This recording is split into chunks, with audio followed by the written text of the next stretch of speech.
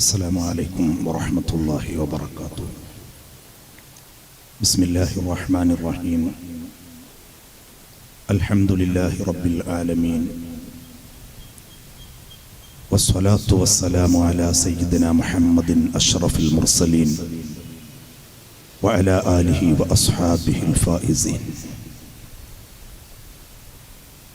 ബഹുമാന്യനായ യോഗാധ്യക്ഷൻ, കുന്നത്തൂർ താലൂക്ക് മുസ്ലിം കോർഡിനേഷൻ കമ്മിറ്റിയുടെ പ്രസിഡന്റ് പുരക്കുന്നിൽ അഷ്റഫ് സാഹിബ് അവർകൾ, ഈ വേദിയെ സാന്നിധ്യം കൊണ്ട് ധന്യമാക്കുന്ന കുന്നത്തൂർ താലൂക്ക്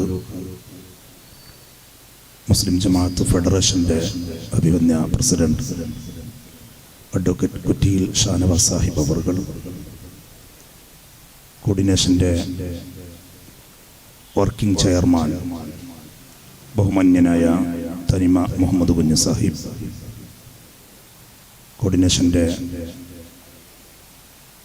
സെക്രട്ടറി ബഹുമാന്യനായ ഹുസൈൻ മൗലവി അവറുകൾ, സദസ്സിലുള്ള വിവിധ മഹല്ല് ജമാഅത്ത് ഭാരവാഹികൾ, മുസ്ലിം സംഘടനാ നേതാക്കൾ, സ്നേഹമുള്ള സഹോദരന്മാരെ, സുഹൃത്തുക്കളെ, അല്ലാഹു സുബ്ഹാനഹു വ തആല ഈ സായാഹ്നത്തിൽ നാം ഇവിടെ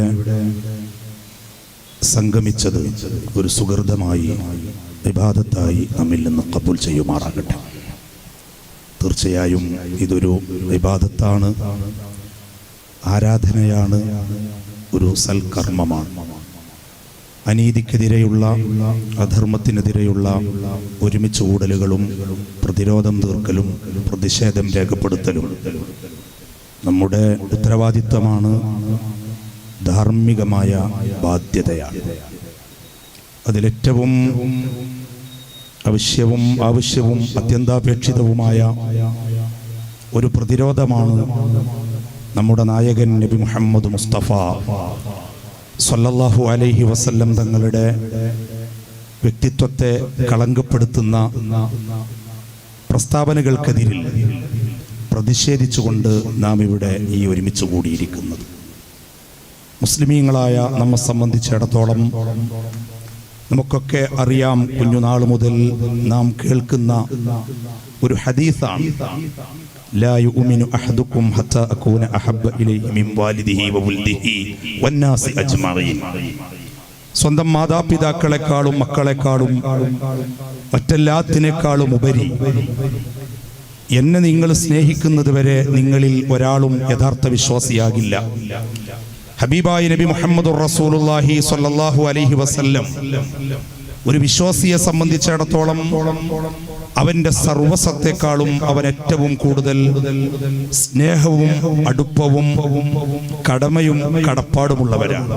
കാരണം അധർമ്മത്തിൽ നിന്ന് നാം ധർമ്മത്തിലേക്ക് മാറാനുണ്ടായ കാരണം, നാം സത്യവിശ്വാസിയായി മുസ്ലിമായി നമുക്കിവിടെ ജനിക്കാനുണ്ടായ അവസരം, അതിനൊക്കെ കാരണക്കാരൻ നബിയുനാ മുഹമ്മദുർ റസൂലുള്ളാഹി തങ്ങളാണ്. നബി സല്ലല്ലാഹു അലൈഹി വസല്ലം തങ്ങളെന്ന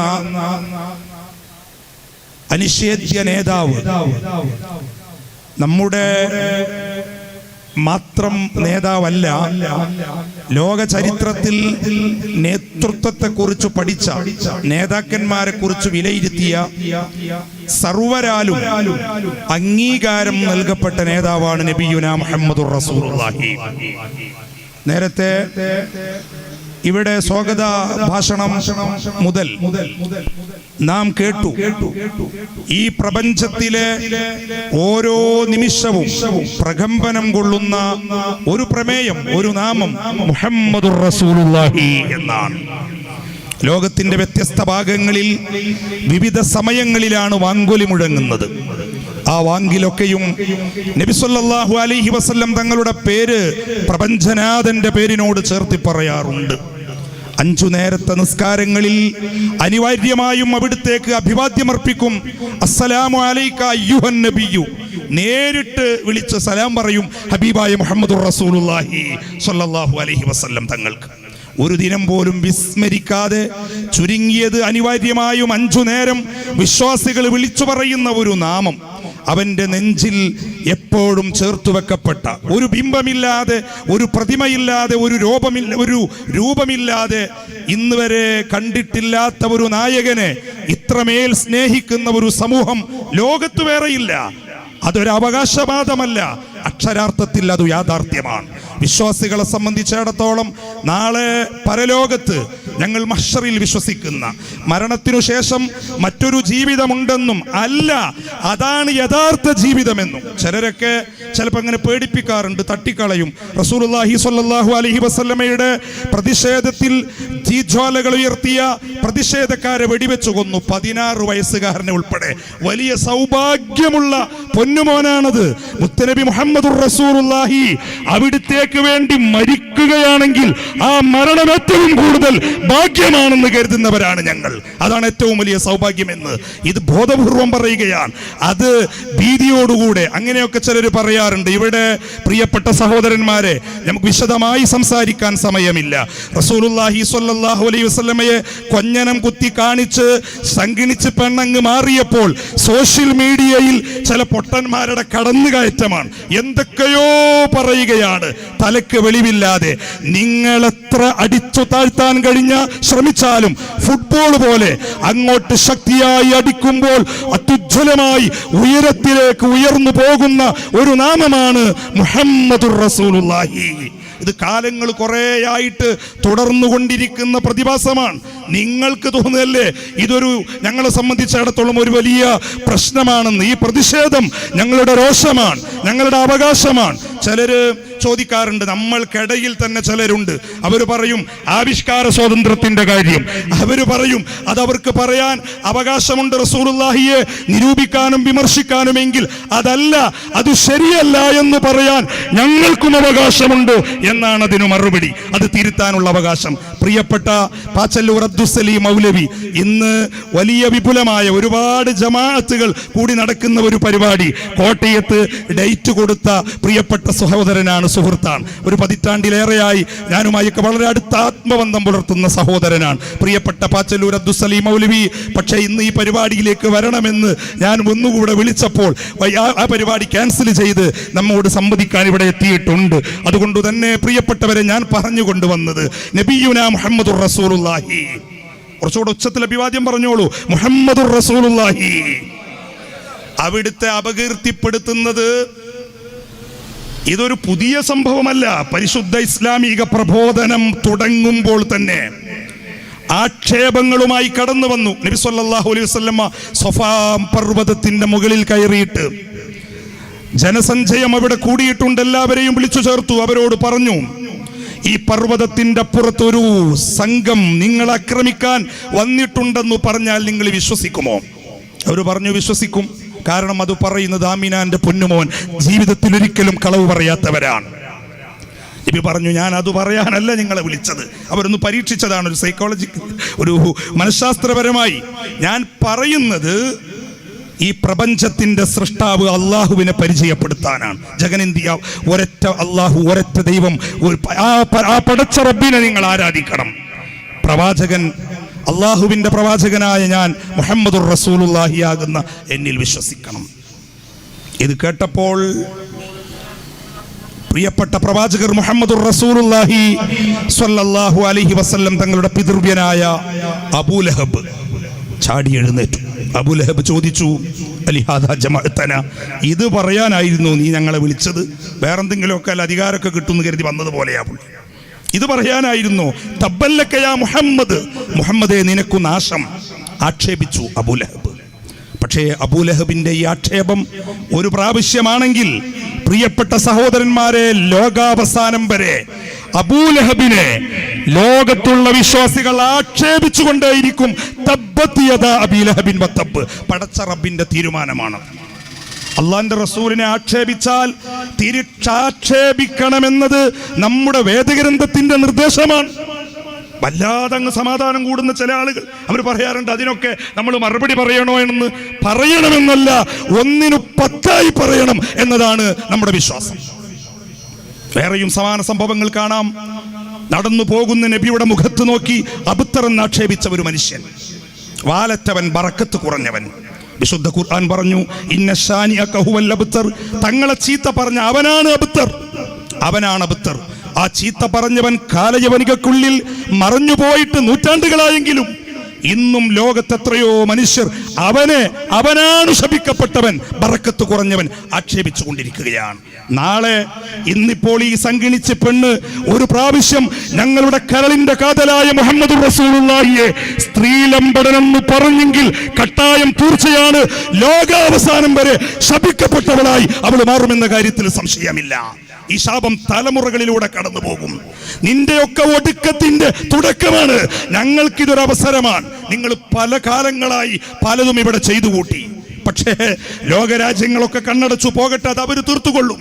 എത്ര കാലമായി എന്തിൻ്റെ ഒക്കെ പേരിൽ എന്തു വേഷം ധരിക്കണമെന്ന് ഇവര് തീരുമാനിക്കും, എന്തു കഴിക്കണമെന്ന് ഇവര് തീരുമാനിക്കും, എന്തു ഭക്ഷണം കഴിക്കണം, എന്തു വസ്ത്രം ധരിക്കണം, എന്തു സംസാരിക്കണം, എല്ലാത്തിനും കൂച്ചുവിലങ്ങിട്ട് പ്രിയപ്പെട്ടവരെ അവസാനം ഈ രാജ്യത്തിന്റെ സ്വാതന്ത്ര്യ സമര തീച്ചുളയിൽ വെള്ളക്കാരന്റെ തീത്തുപ്പുന്ന പീരങ്കികൾക്ക് മുന്നിൽ ധീരമായി മാരടം കാണിച്ച നമ്മുടെ പൂർവ്വ പിതാക്കന്മാർ, ആ മഹാരഥന്മാരുടെ പേരമക്കളായ, ഇത് അവകാശവാദമല്ല.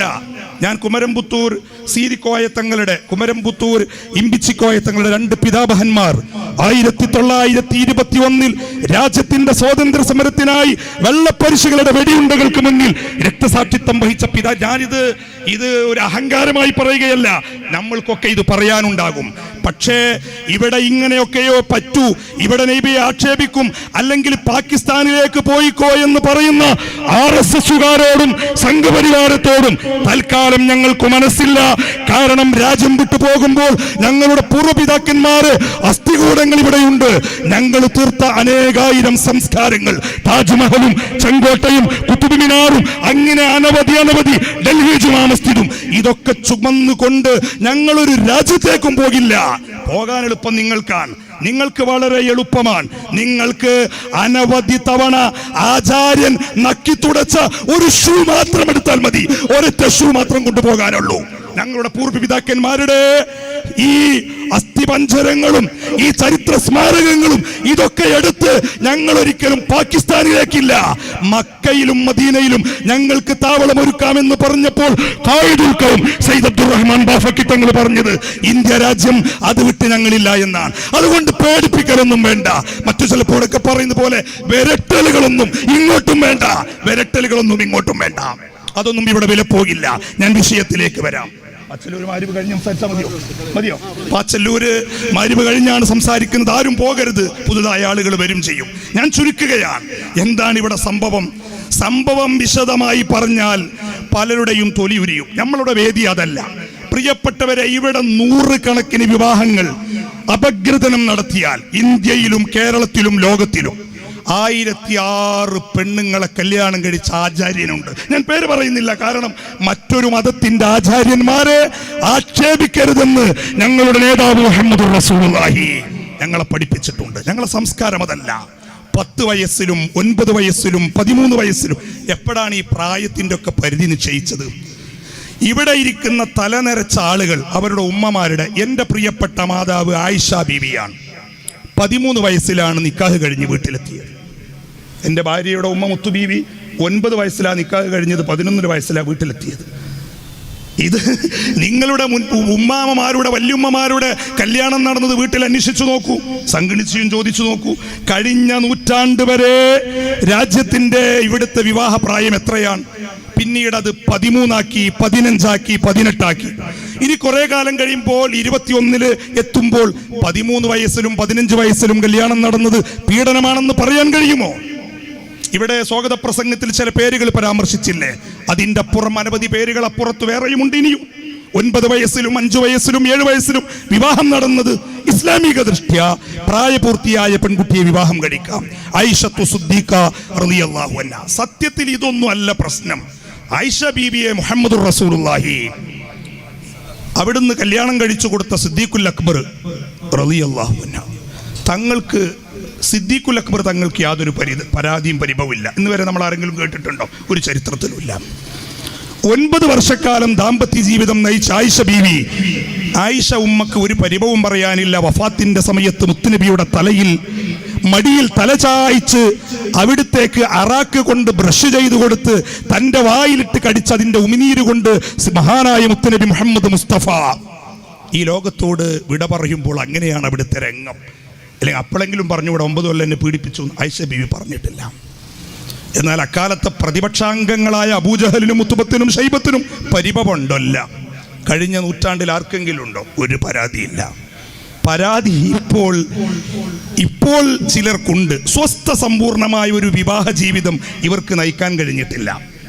നമുക്ക് പറ്റാത്തത് പ്രിയപ്പെട്ടവരെ മറ്റുള്ളവർക്ക് സാധ്യമാകുമ്പോഴുള്ള ഒരു പ്രതിഭാസമുണ്ട്. അതിന് കുശുമ്പ്, അസൂയ, ഗർവ് എന്നൊക്കെ പല ഭാഷാ രീതിയിൽ പറയും.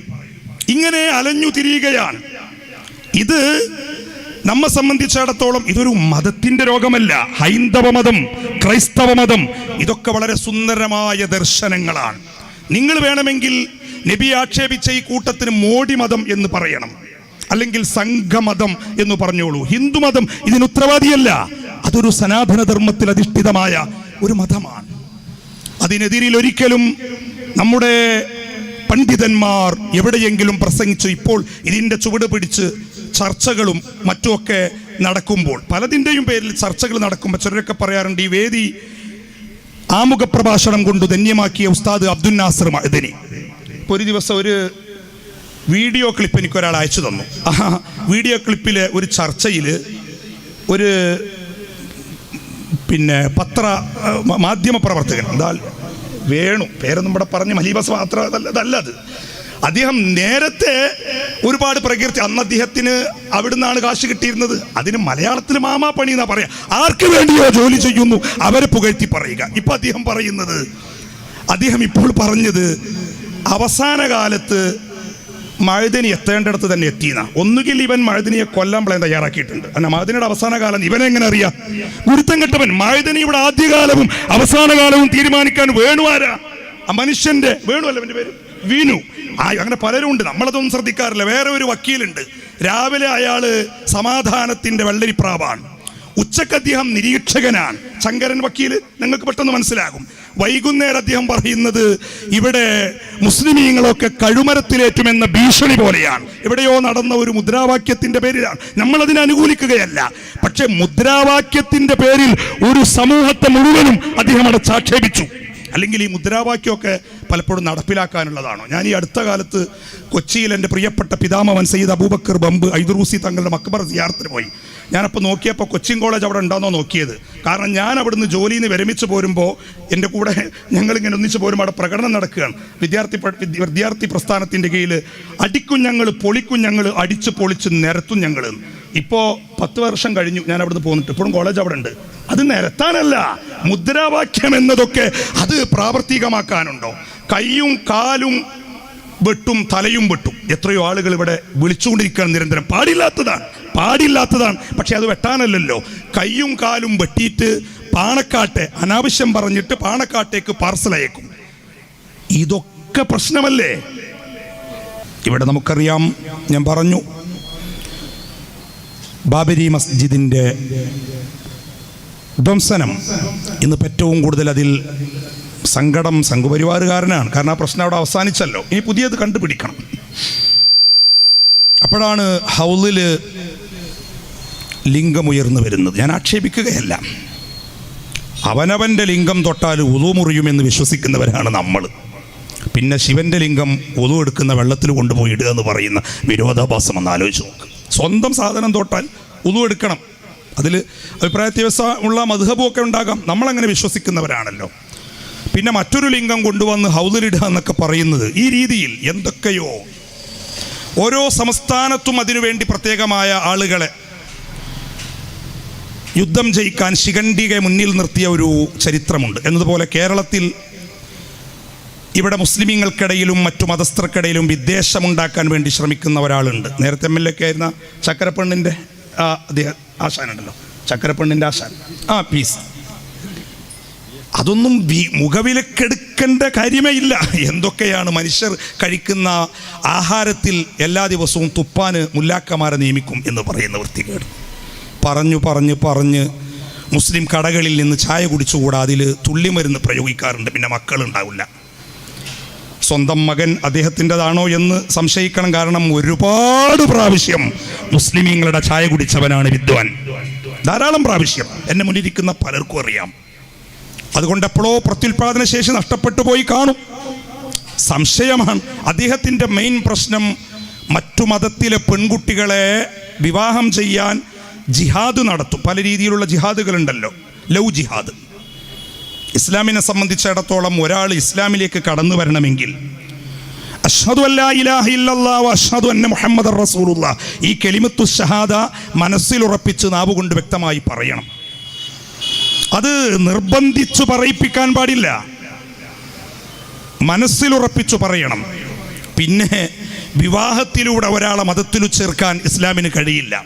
അതൊരു പുണ്യപ്രവൃത്തിയാണെങ്കിൽ നിങ്ങൾ നോക്ക്, റോഡ് സൈഡിലൊക്കെ നിൽക്കുന്ന സഹോദരന്മാർ, എപ്പോൾ വേണമെങ്കിലും നമുക്ക് പോകാം. എല്ലാവരും സദസ്സിലേക്ക് കടന്നിരിക്കണം. നമ്മുടെ ഈ സദസ്സ് അത് ഹബീബായ മുഹമ്മദുർ റസൂലുള്ളാഹി തങ്ങളുടെ പേരിൽ അല്ലാഹുവിൻ്റെ ഖുർആൻ പറഞ്ഞു, ഖുൽ ബിഫദ്ലില്ലാഹി വബിറഹ്മതിഹി ഫബിദാലിക ഫൽയഫ്റഹു ഹുവ ഖൈറും മിമ്മാ യജ്മഊൻ. അല്ലാഹുവിൻ്റെ റസൂലിൻ്റെ ഖുൽ നബിയെ തങ്ങൾ പറയുക, അല്ലാഹുവിൻ്റെ ഫദ്ൽ കൊണ്ട്, അവൻ്റെ ഔദാര്യം കൊണ്ട് നിങ്ങൾ സന്തോഷിക്കണം. ഖുൽ ബിഫദ്ലില്ലാഹി വബിറഹ്മതിഹി, സന്തോഷമുണ്ടാകണം. ഏതാണ് റഹ്മത്ത്? റഹ്മത്തുൽ ലിൽ ആലമീൻ നബി മുഹമ്മദുർ റസൂലുള്ളാഹി. അപ്പോൾ നബി തങ്ങളാകുന്ന റഹ്മത്തുൽ ലിൽ ആലമീൻ അവിടുത്തെ പേരിൽ സംഘടിപ്പിച്ച സമ്മേളനം എന്ന നിലക്ക് ഇത് നമുക്ക് ആ നിലക്ക് സന്തോഷമാണ്. തങ്ങളിൽ ആക്ഷേപം ചൊരിഞ്ഞതിൻ്റെ പ്രതിഷേധമാണെങ്കിലും നബി തങ്ങളെ മദ്ഹ് പറയുന്നതും കേൾക്കുന്നതും സന്തോഷമാണ്. ഞാൻ ആ വിഷയത്തിലേക്ക് കടന്നു വന്ന് പെട്ടെന്ന് അവസാനിപ്പിക്കും. അപ്പോൾ ഈ രീതിയിൽ വിദ്വേഷങ്ങൾ പല രീതിയിൽ മതം മാറ്റാൻ അന്യമതത്തിലെ പെണ്ണിനെ പ്രേമിച്ചു കൊണ്ടുവരുന്നത് ഒരു ആരാധനയാണെങ്കിൽ അത് ഒന്നാമത്തെ പാഠ്യപദ്ധതിയായി നമ്മുടെ മദ്രസകളിൽ പഠിപ്പിക്കൂലേ? വ്യത്യസ്ത പാഠ്യപദ്ധതികൾ സമസ്ത കേരള ഇസ്ലാം മത വിദ്യാഭ്യാസ ബോർഡിൻ്റെ, സുന്നി വിദ്യാഭ്യാസ ബോർഡിൻ്റെ, ദക്ഷിണ കേരള വിദ്യാഭ്യാസ ബോർഡിൻ്റെ, ഇനി മറ്റ് സംസ്ഥാനയുടെ, അങ്ങനെ വിവിധ വിദ്യാഭ്യാസ ബോർഡുകളിലെ 10,000-കണക്കിന് മദ്രസകളുടെ പാഠപുസ്തകങ്ങളിൽ ഏതെങ്കിലും ഒന്നിൽ ലവ് ജിഹാദിനെ കുറിച്ചൊരു പാഠം നിങ്ങൾ പഠിച്ചിട്ടുണ്ടോ, കേട്ടിട്ടുണ്ടോ?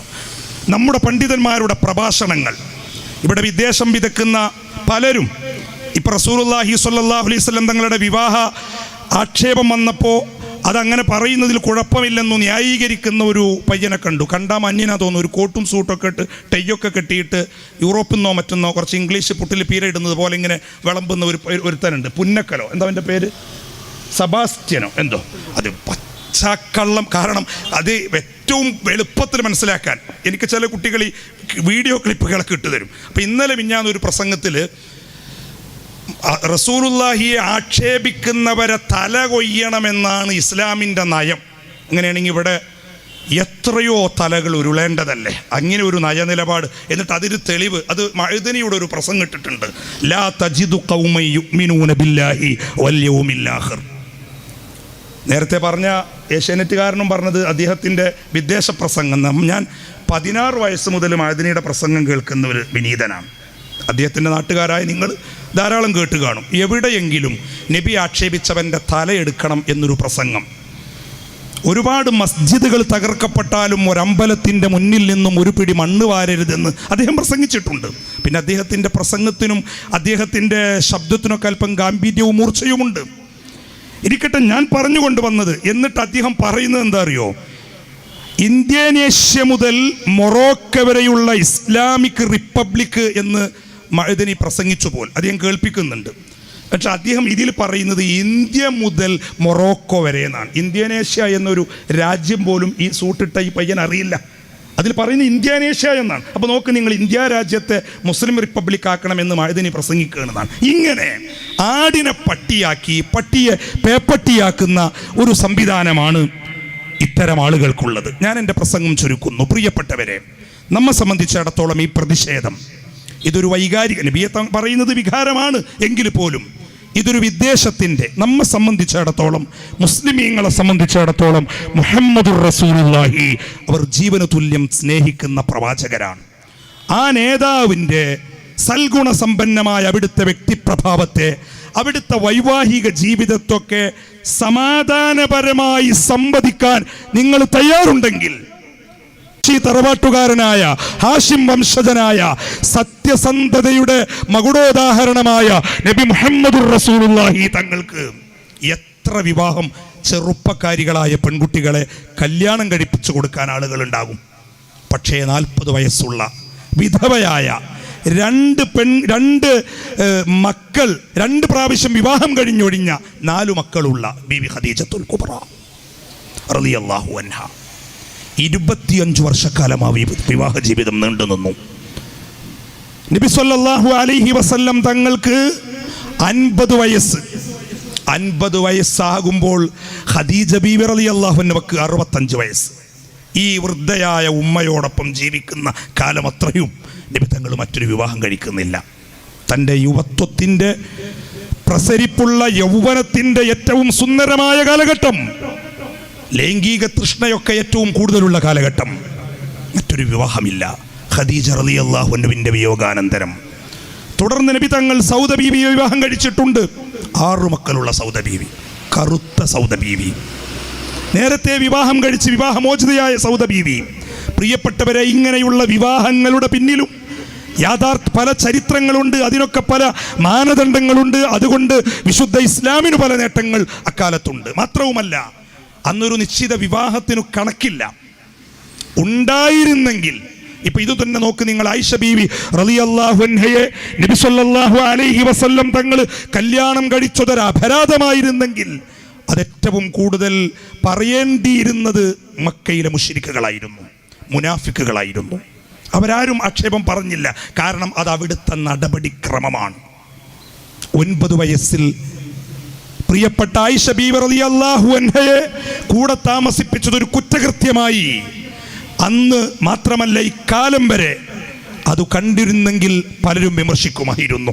അങ്ങനെയൊന്നും ഉണ്ടായില്ല. അത് ആ കാലഘട്ടത്തിൽ ആയിഷ ബീവി റളിയല്ലാഹു അൻഹയെ ഹബീബായ മുഹമ്മദുർ റസൂലുള്ളാഹി വിവാഹാലോചന നടത്തുന്നതിന് മുമ്പ് എത്രയോ കല്യാണാലോചനകൾ വന്നിട്ടുണ്ട്. അവിടുത്തെ നടപടിക്രമമാണത്. അപ്പോൾ പ്രിയപ്പെട്ട സഹോദരന്മാരെ, ഒന്നും പറയാനില്ലാത്തത് കൊണ്ട് ഹബീബായ മുഹമ്മദുർ റസൂലുള്ളാഹിയെ മുഴുവൻ ചരിത്രകാരന്മാരും മുഴുവൻ നേതാക്കന്മാരും അവിടുത്തെ കുറിച്ച് പഠിച്ചവരൊക്കെ ജോർജ് ബർനാഷയെ പോലെ, ലാമാർട്ടിനെ പോലെ, മൈക്കിൾ എച്ച് ഹാർട്ടിനെ പോലെ മഹാനായ മുഹമ്മദ് മുസ്തഫ സ്വല്ലല്ലാഹു അലൈഹി വസല്ലം തങ്ങളെ 100 പേരിൽ ഒന്നാമനായി പരിചയപ്പെടുത്തുമ്പോൾ അതിൻ്റെ പേരിൽ എനിക്ക് കുറ്റപ്പെടുത്തലുകൾ ഉണ്ടായേക്കാം. മഹാനായ മുഹമ്മദുർ റസൂലുള്ളാഹി സ്വല്ലല്ലാഹു അലൈഹി വസല്ലം തങ്ങളെ 100 പേരിലെ ഒന്നാമനായി ഞാൻ പരിചയപ്പെടുത്തുന്നത്, മൈക്കിൾ എച്ച് ഹാർട്ട് പറയാണ്, മനുഷ്യ സമൂഹത്തിന്റെ ചരിത്രത്തിൽ മതപരവും സാമൂഹ്യപരവുമായ കാര്യങ്ങളെ സമന്വയിപ്പിച്ചു കൊണ്ടുപോകുന്നതിൽ വിജയിച്ച ഒരൊറ്റ മനുഷ്യനേ ഉള്ളൂ. The only man in history. ചരിത്രത്തിൽ ഒരേ ഒരു മനുഷ്യൻ, മുഹമ്മദുർ റസൂലുള്ളാഹി. അതാണ് പ്രശ്നം. ഈ വലിപ്പം, ഈ വ്യക്തിപ്രഭാവം, ഈ പേഴ്സണാലിറ്റി, ഇതിനെ മറികടക്കാൻ കഴിയില്ല എന്ന് ബോധ്യമായപ്പോൾ വ്യക്തിഹത്യ ചെയ്യുകയാണ്. പല രീതിയിലുള്ള കുഴപ്പങ്ങൾ ഉണ്ടാക്കാൻ പരിശ്രമിച്ച് പരാജയപ്പെട്ടപ്പോൾ പെട്ടെന്ന് നമ്മെ പ്രകോപിപ്പിക്കാനും വൈകാരികമായി തെരുവിലിറക്കാനും കഴിയുന്ന മാർഗമെന്ന നിലക്ക്, പക്ഷെ ഇപ്പോൾ വിളിക്കാൻ തേച്ചത് പാണ്ടായി. പലതും ചെയ്തതുപോലെയല്ല, ലോകരാജ്യങ്ങളിൽ നിന്ന് പ്രതിഷേധമുയർന്നു. ഇന്ത്യ രാജ്യത്തിൻ്റെ അംബാസഡറെ വിളിച്ചു വരുത്തി, അംബാസഡർമാരെ വിളിച്ചു വരുത്തി. മുസ്ലിം രാജ്യങ്ങളുടെ കമ്പോളങ്ങളിൽ നിന്ന് നമുക്ക് വേദനയുണ്ട്, നമുക്കാണ് വേദന ഉണ്ടാകുക. ഇന്ത്യ രാജ്യത്തിനൊരു പ്രശ്നമുണ്ടാകുമ്പോൾ, സാമ്പത്തിക തകർച്ചയുണ്ടാകുമ്പോൾ, കളങ്കം ആ രാജ്യത്തിൻ്റെ പേരിനുണ്ടാകുമ്പോൾ പ്രിയപ്പെട്ടവരെ നമുക്ക് വേദനിക്കും അക്ഷരാർത്ഥത്തിൽ. കാരണം ഈ രാജ്യത്തിനു വേണ്ടി ചോരയൊഴുക്കിയവരാണ് നമ്മുടെ പൂർവികർ എന്ന നിലക്കാണ്. ഈ രാജ്യം ഇങ്ങനെ നിലനിൽക്കണം. മറ്റവരെ സംബന്ധിച്ചിടത്തോളം എന്തായാലെന്താ, രാജ്യത്തെ കുട്ടിച്ചോറാക്കാൻ, അസ്ഥിരപ്പെടുത്താൻ, രാജ്യത്തിൻ്റെ രാഷ്ട്രപിതാവിൻ്റെ നെഞ്ചിലേക്ക് വെടിയുതിർത്തിട്ട് എന്നിട്ട് ചോദിക്കുക ഉളുപ്പില്ലാതെ, ഞങ്ങളെന്താ ചെയ്തത്, രാഷ്ട്രപിതാവിനെ ചെറുതായിട്ടൊന്ന് വെടിവെച്ചു എന്നല്ലാതെ. ഈ കുരുത്തം കെട്ടവന്മാർ ഇത്രേ ചെയ്തിട്ടുള്ളൂ, ചെറുതായിട്ടൊന്ന് വെടിവെച്ചതാ, ഞങ്ങൾ മരിച്ചുപോയി.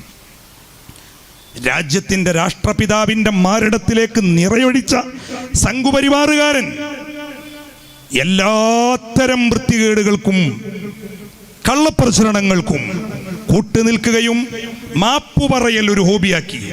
ഈ സമ്മേളനം ആവശ്യപ്പെടുന്നത് പ്രവാചകനെ നിന്ദിച്ച വൃത്തികെട്ട നാവിൻ്റെ ഉടമകൾ മാപ്പ് പറയണമെന്നല്ല, അതവരുടെ സ്വഭാവമാണ്. അത് ബ്രിട്ടീഷുകാരോടും ചെയ്തിട്ടുണ്ട്. മാപ്പ് അതിപ്പോൾ ഒരു കോപ്പാണ്. അതല്ല, നിയമപരമായി അവരെ കയ്യാമം വെച്ച് കൽത്തുറങ്കിലടക്കുന്നത് വരെ ഞങ്ങളിവിടെ ഉണ്ടാകും.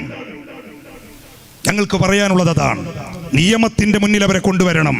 ഹബീബായ മുഹമ്മദുർ റസൂലുള്ളാഹി സ്വല്ലല്ലാഹു അലൈഹി വസല്ലമ എന്ന ആ മഹാമനീഷിയെ, വ്യക്തിപ്രഭാവത്തെ ഇടിച്ചു താഴ്ത്താൻ പരിശ്രമിച്ചവരെ നിയമത്തിന്റെ മുന്നിൽ കൊണ്ടുവരണം. മാപ്പ് പറഞ്ഞു കഴിഞ്ഞു, നിങ്ങൾ അറിഞ്ഞു കാണുമല്ലോ. അതൊരു സ്വഭാവമാണ്, നേരത്തെ അവരുടെ സ്വഭാവമാണത്. എന്തെങ്കിലുമൊക്കെ ചെയ്യാം, മാപ്പ് പറയാം, മാപ്പേ എന്നും പറഞ്ഞ് നടക്കുകയാണ്. അപ്പൊ അതുകൊണ്ട് തന്നെ ലോക രാജ്യങ്ങൾക്ക് മുന്നിൽ നമ്മുടെ രാജ്യത്തിന് കളങ്കമേറ്റു. കമ്പോളങ്ങളിൽ നിന്ന് ഉൽപ്പന്നങ്ങൾ പിൻവലിച്ചു. രാജ്യത്തെ പൗരനെ കാണുമ്പോൾ വരെ ഒരു പരിഹാസ ചിരിയോടെ അറബി രാജ്യത്തെ പൗരന്മാർ ഒരു ചോദിക്കുക, ഒരു ഹിന്ദി എന്ന് കേൾക്കുമ്പോൾ, പരിശുദ്ധ മക്കയിലും മദീനയിലൊക്കെ പോകുമ്പോൾ ഇന്ത്യക്കാരനാണ്, പ്രത്യേകിച്ച് കേരളക്കാരനാണ്, മലബാറുകാരനാന്നൊക്കെ പറഞ്ഞ വല്ലാത്ത സന്തോഷം, കെട്ടിപ്പിടിച്ച് കൂട്ടിപ്പിടിച്ച് ആലിംഗനം നടത്തും. അപ്പം മാറിന്ന് ചോദിക്കുക, ഇന്നത്തെ ഹിന്ദി സംശയദൃഷ്ടിയാ ചോദിക്കുക. അപ്പൊ കുട്ടികൾ പറയാണ്, ലാക്കിൻ മാഫി സംഖി അന ഹിന്ദി, ഞാൻ ഇന്ത്യക്കാരനാണ് പക്ഷെ സംഖ്യയല്ല കേട്ടോ എന്ന് പറയേണ്ട ഗതികേടിലേക്ക് ആളുകൾ മാറിപ്പോയി. സംഖ്യയല്ല എന്ന് പറയേണ്ട അവസ്ഥ വന്നു. അതുകൊണ്ട് പ്രിയപ്പെട്ടവരെ, എനിക്ക് നിങ്ങളുമായി സംവദിച്ച ആഗ്രഹം തീർന്നത് കൊണ്ടല്ല, ദീർഘദൂരം യാത്ര ചെയ്ത് നമ്മോട് മുഖ്യപ്രഭാഷണം നടത്താൻ ഇവിടെ എത്തിച്ചേർന്ന പ്രിയപ്പെട്ട സഹോദരൻ പാച്ചല്ലൂർ അബ്ദുസ്സലീം മൗലവിയുടെ ഉജ്ജ്വലമായ മുഖ്യപ്രഭാഷണം ഈ വേദിയിൽ നടക്കാനുണ്ട്. ഇൻഷാ അല്ലാഹ് മറ്റൊരിക്കൽ ഈ വിഷയവുമായി നമുക്കിനിയും കാണേണ്ടി വരും. നമ്മളിനി ഇവിടെയൊക്കെ കാണും. പ്രിയപ്പെട്ട റസൂലുള്ളാഹി സ്വല്ലല്ലാഹു അലൈഹി വസല്ലം തങ്ങളെക്കുറിച്ച് നിന്റെ പുഴുത്ത നാവ് കൊണ്ട് ആക്ഷേപിച്ച ആക്ഷേപങ്ങൾ പിൻവലിച്ച് അവരെ നിയമത്തിന്റെ മുന്നിൽ കൊണ്ടുവന്ന് കൽത്തുറങ്കിലടക്കുന്നത് വരെ ഈ സമരം ജ്വാലയായി കത്തിപ്പടർന്നുകൊണ്ടിരിക്കും. മുസ്ലിം സംഘടനകൾ, ജമാഅത്ത് കമ്മിറ്റികൾ ഉത്തരവാദിത്തപ്പെട്ടവരോട് ഓർമ്മപ്പെടുത്തുന്നു, ഇത് നമ്മുടെ വീടിന്റെ കുടുംബത്തിന്റെ കാര്യമല്ല. ചിലർക്ക് കല്യാണം വിളിക്കുന്നത് പോലെ നേരിട്ട് വീട്ടിൽ വിളിച്ചില്ലെങ്കിൽ ഇങ്ങോട്ട് വരാൻ മടിയുണ്ടാകുന്നവരുണ്ട്. ഓർമ്മപ്പെടുത്തുന്നു, മുത്തനബിയുടെ സമുദായത്തിലെ ഹബീബായ മുഹമ്മദുർ റസൂലുള്ളാഹിയുടെ സമുദായത്തിന്റെ മെമ്പർഷിപ്പ് എടുത്തവരാണെങ്കിൽ പള്ളി ജമാഅത്തിന്റെ ഭാരവാഹികൾ ചുമ്മാ കയറി വന്നതല്ല, നിങ്ങളെ തെരഞ്ഞെടുത്തവരാണ്. പള്ളിയുടെ മിമ്പറിൽ ഇമാമത്ത് നിൽക്കുന്ന ഇമാമ് ഉത്തരവാദിത്തം വലുതാണ്. ചിലർക്ക് ഇമാം എന്ന് പറഞ്ഞാൽ നിസ്കരിക്കാൻ ഈ മുമ്പിൽ നിൽക്കുന്നത് മാത്രമാണ്. നിസ്കാരം കഴിഞ്ഞാൽ പിന്നെ പിന്നിലായി, കാരണം എല്ലാവരും പോകുമ്പോൾ ഇയാൾ പിന്നിലാവുമല്ലോ. അല്ല, ഒരു ഉത്തരവാദിത്തമുണ്ട്. ഇക്കാര്യങ്ങൾക്കൊക്കെ കർമ്മപരമായി, ശാരീരികപരമായി, സാമ്പത്തികപരമായി ഉത്തരവാദിത്വത്തോടെ നേതൃത്വം കൊടുക്കാൻ പള്ളി ഇമാമുമാർ, മഹല്ലു കമ്മിറ്റിക്കാർ, മുസ്ലിം പേരിൽ തടിച്ചു കൊടുത്ത സംഘടനകൾ, രാഷ്ട്രീയ പാർട്ടികൾ എല്ലാവരും ഒറ്റക്കെട്ടായി മുന്നോട്ട് വന്നിട്ടുകൊണ്ട് ചേരിതിരിവില്ല, വേർതിരിവില്ലാതെ ഒറ്റ സമൂഹം എന്ന നിലക്ക് മുന്നോട്ട് പോയി. പ്രിയപ്പെട്ട മുഹമ്മദുർ റസൂലുള്ളാഹി, രാഷ്ട്രീയപരമായി, സംഘടനാപരമായി നിങ്ങൾക്ക് പല നേതൃത്വമുണ്ട്, നേതാവുണ്ട്. പക്ഷേ ഒരൊറ്റ നേതാവ് നമുക്ക് എല്ലാവർക്കുമുള്ളൂ, അത് മുഹമ്മദുർ റസൂലുള്ളാഹി.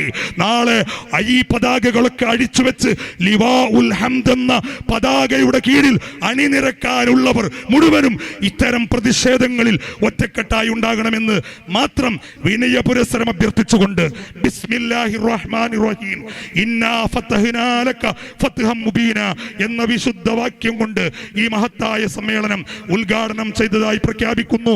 സ്വല്ലല്ലാഹു അലാ മുഹമ്മദ് സ്വല്ലല്ലാഹു അലൈഹി വസല്ലം. വആഖിറു ദഅവാനാ അനിൽ ഹംദുലില്ലാഹി റബ്ബിൽ ആലമീൻ. അസ്സലാമു അലൈക്കും വറഹ്മത്തുള്ളാഹി വബറകാതുഹു.